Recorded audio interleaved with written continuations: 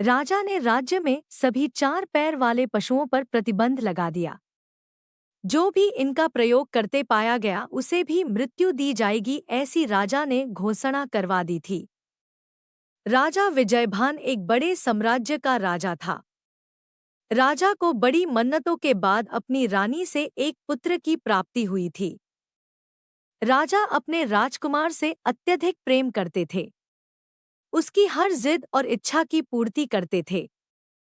राजकुमार को घुड़सवारी में बड़ा आनंद आता था, लेकिन राजा को यह पता नहीं था कि उनके जीवन में ऐसा कुछ होने वाला है।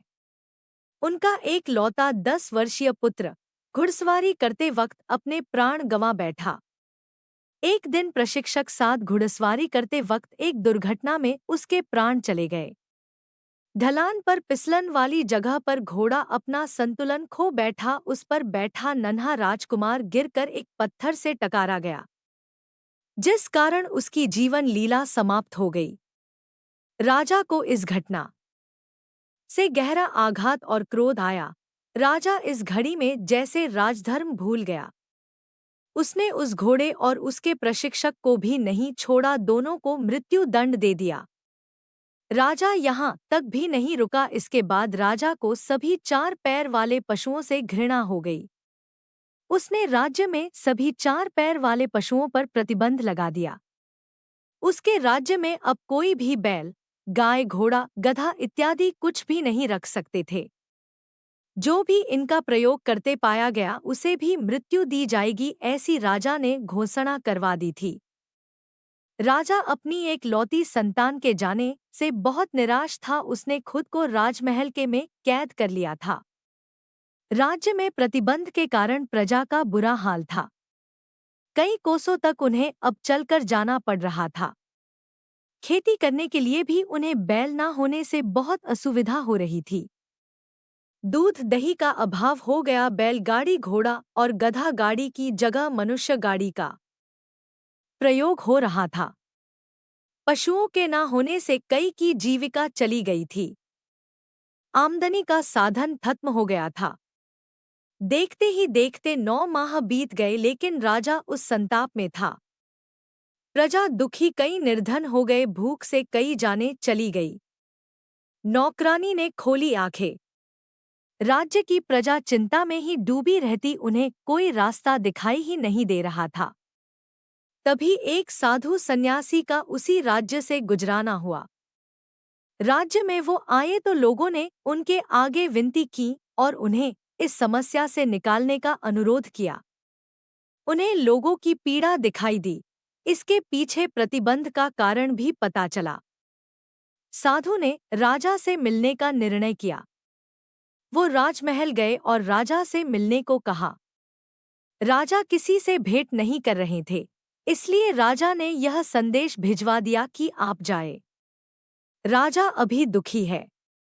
उस साधु ने कहा कि मैं उनके पुत्र के विषय में ही उनसे कुछ चर्चा करने आया हूँ। राजा यह सुनकर उनके सामने उपस्थित हुआ। राजा ने उन्हें प्रमाण कर कहा कि आप क्या बात करना चाहते हैं। उन्होंने कहा कि हे राजन, आपने गलत ही पशुओं पर प्रतिबंध लगा दिया।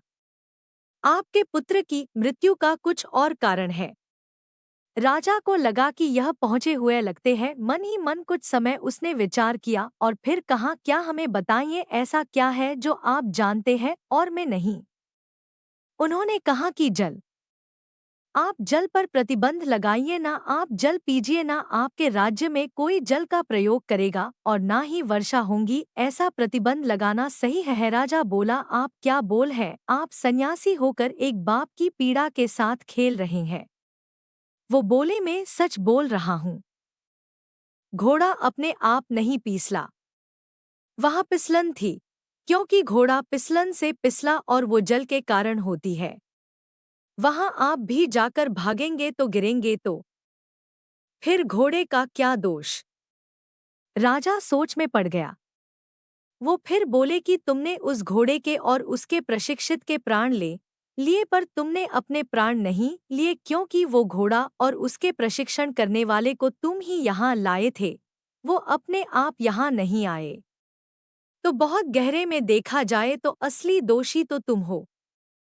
ना तुम उन्हें यहाँ लाते, ना तुम्हारा पुत्र प्राण गंवाता। वो बोले, राजा, तुम्हें सबसे पहले अपने आप को दंड देना था। क्या वर्षा पर प्रतिबंध लगा सकते हो? अगर उस घटना की जड़ में जाओगे तो कुछ और ही कारण तुम्हारे समक्ष आएंगे। तुम राजा हो और राजा का पहला धर्म प्रजा पालन है, एक पिता की भांति। तुम्हारी संतान का तुम्हें इतना दुख है, इस वजह से राज्य में कितने लोगों की मृत्यु हुई है तुम्हें पता है? नहीं, तुम राजा योग्य नहीं हो। जन्म और मरण तो प्रकृति का नियम है, तुम्हारे पुत्र के साथ हुआ वो एक दुर्घटना थी, लेकिन तुम जो कर रहे हो वो पाप है। राजा साधु के वचन सुनकर उनके आगे आगे फूट फूट कर रोया। साधु ने उसे सांत्वना दी और कहा, उठो, हम सब एक उस परमात्मा की व्यवस्था है, इसे उसी तरह रहने दो। परमात्मा ने तुम्हें अवसर दिया है प्रजा की सेवा का। पेड़ पर एक पत्ता भी हरा रहता है, फिर सूख कर गिर जाता है।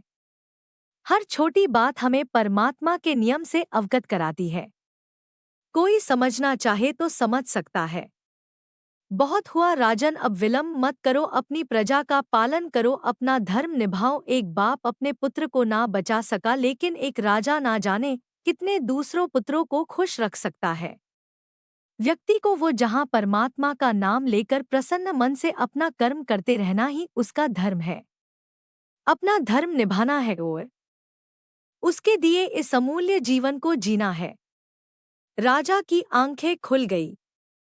अपने इस कृत्य के कारण उसके राज्य में जो हानि हुई थी वो उसे पूरा करने में लग गया। पढ़िए यह इमोशनल कहानी।